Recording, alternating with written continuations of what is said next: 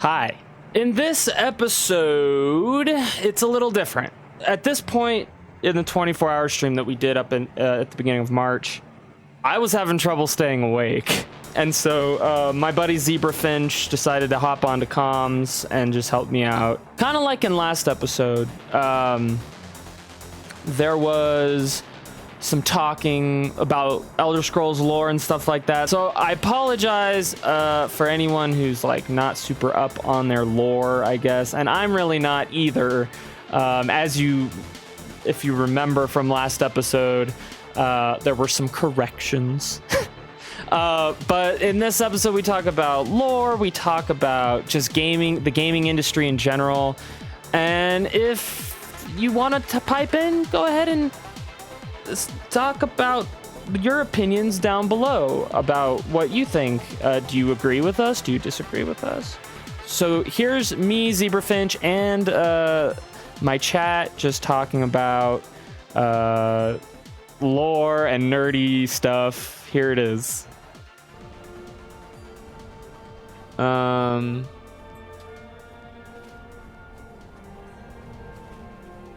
You know, Oblivion had Iliad ruins. Yeah. This game has Dwemer ruins. What could What's be next? It just depends on the area that they go. Well, it would be cool if it was more Morrowind themed. I think we should try to make something new and quit trying to Yeah. I get what you're saying. Yeah. But like, No, yeah. I'm more of the let's just go somewhere else. Let's do something new. I don't mind going back and saying like, oh yeah, remember this little thing. That's fine. But let's try to be a little creative. There's so much. Oh God. There's so much. Area to explore in Cyrodiil, in Tamriel. Yeah. Like we Yeah, shouldn't be exploring all the same places. When people say, "Oh, it's gonna be Hammerfell," it's like, okay, but Daggerfall did that, so let's. Like, I get it. It's like, okay, it's been 20 years. I don't know. Hammerfell would be cool, I guess. And it would be cool, like, if they made, like, Daggerfall references. I just don't want it to be, like, a reference fest. Maybe why don't we explore different areas of Tamriel in one single-player Elder Scrolls experience? Why do we have to stay in one province? Yeah, it would be cool to go to Akavir. There's a lot of places in the Elder Scrolls that are only merely talked about. And then there's, like, monkey people.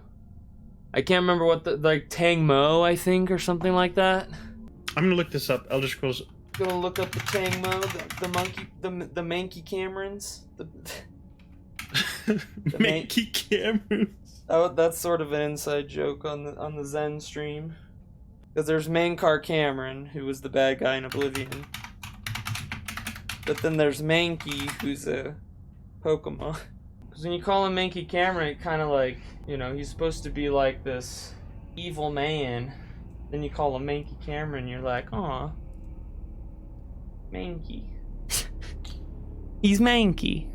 I hope they focus on the differences in races. In Skyrim, it was merely a aesthetic.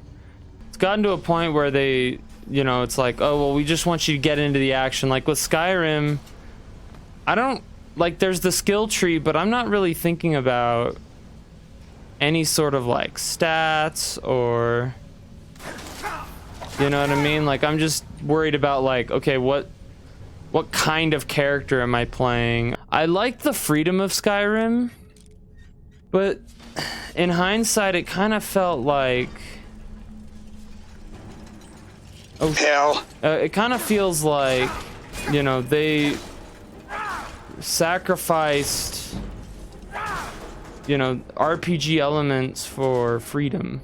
I think maybe what I would rather see from Bethesda is, instead of making every new Elder Scrolls game a WoW life-changing thing, to just make them more often. That sounds like counterintuitive, because it sounds like I'm asking for quantity over quality, but I'm saying if they made more smaller but like nice games instead of, I don't know. I don't know. We'll see what the next one's like. But given like Bethesda's track record with things lately, I don't know. We'll see. It's kind of one of those be careful what you wish for, because it's like, oh well, they should make smaller little installments or whatever. So now now it's like, if Todd Howard heard that, he's like, yearly title? A yearly title, you ask? Is that what you would like? It just works. Well, I'm not saying more often is I'm not saying a yearly title, but not right. Once a decade thing, you know? Yeah. Here's the thing too, and I've said this when I was talking about like why I like Might and Magic 6. Every single item has a 3D object. Like someone had to make each and every one of those. But like a game like Might and Magic 6, you know, they're just sprites. It's just one sprite, and it probably took someone like an hour to make, and so they can just put it in there. The team can just go wild with like just the creativity aspect. But for like these games where like the polygon counts go up, you know, we expect higher resolution textures, we expect, and now with like RTX and everything like that, it's like you're piling on more and more work, and so shortcuts are being made. There's this whole idea of like photogrammetry, which is when you take photos of real things to make assets for games. And developers are having to do this now because it's faster to do that than to make assets of this quality all the time.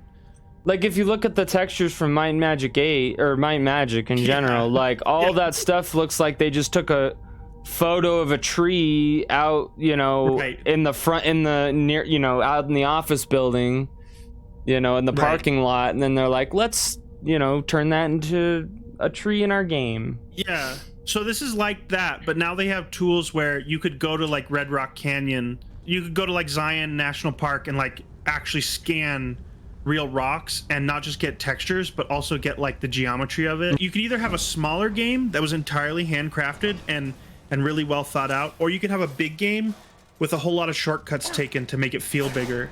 I want big games to explore. I want like these big experiences that are like life-changing, but at the same time, like the bigger the game gets, I think the more quote-unquote empty it really is. So if you're just spreading the talent way too thin, or you hire so many people that there's no cohesion, it's a bouncing act. I think it's like what you're asking for, Zebra, are games that aren't going to be made by a AAA developer. It's going to be so indie games. You know, basically. Darkest Dungeon is the kind. You know, those kind of games are using 2D elements with the 3D because they're a smaller team and it's a passion project. It's not like they've got like a publisher breathing down their neck asking them, "Hey, we need this churned out by X number of days. We need to have this kind. We need this product. We need demo out by this time. You know, we want a beta out by this time." And it's like, I think it's just different cultures. Just like any other developer, they always start out with like, oh, they're like, so they listen to their audience and they're so good. Oh, nice snow elves. Eventually they get successful and they, you know, they start to build momentum and they really start cooking, and then eventually they get bought out by some big publisher that wants like their product and can help them get funded and money and stuff like and that. How can you say no? How can you say no? Right. You know? Because okay, now there's more of this good thing that we've been doing. And then congratulations, EA now owns your IP, and then they shut down the studio. These are the guys that, you know, they'll never do us wrong, and then they do you wrong, and then it's like, okay, well now we got to look for some other,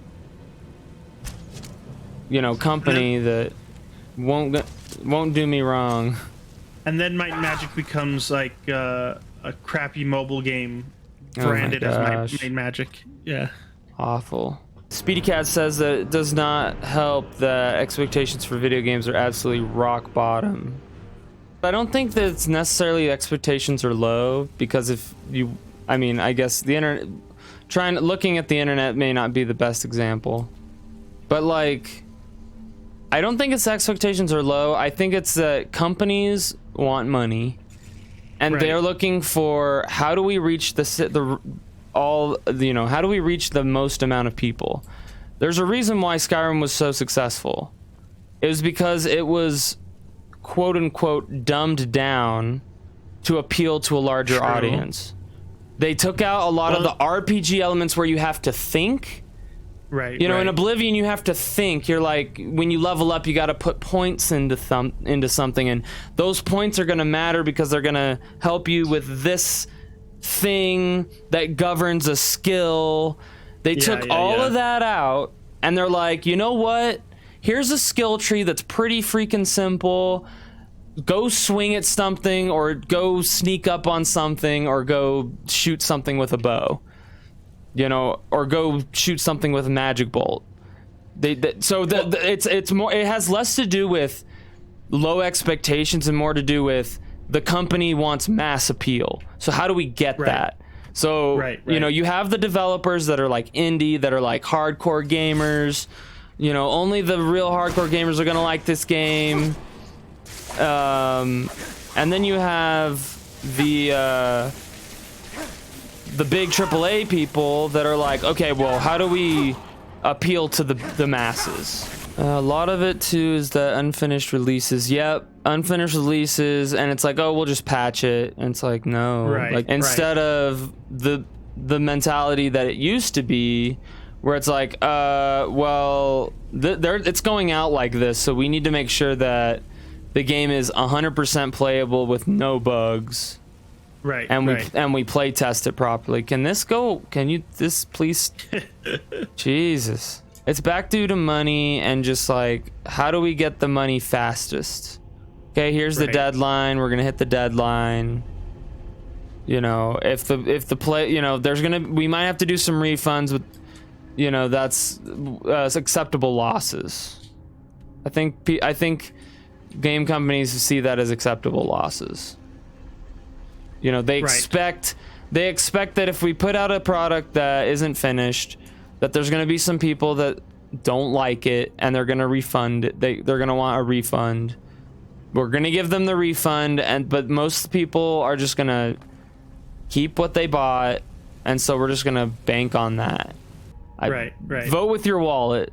You know, that's all you can really do. So all the hardcore gamers can do is just pray that some indie studio makes something that kind of captures the experience, you know? Yeah. Instagram, TikTok generation. Yeah, I'm a little more awake now, Kurtz. Now that I've eaten some food and Zebra's here to keep me company. Yeah, I'm trying to be like when you have to do a long road trip and you bring someone so that you don't crash. That's what I'm trying to do. Yeah. Apstan. Yeah. Apstan sounds like a country. Oh, I'm in Apistan. Thanks for checking out this video from the Rainer IRL live stream. If you want to check out a full show live, tune in Monday through Saturday at 7 p.m. on twitch.tv/RainerIRL. And if you want more of this content and special YouTube exclusive content, consider subscribing right now for weekly content. Again, that's twitch.tv/RainerIRL for live content Monday through Saturday, or come back to this channel every Sunday. Thanks for watching again, and I hope to see you all there.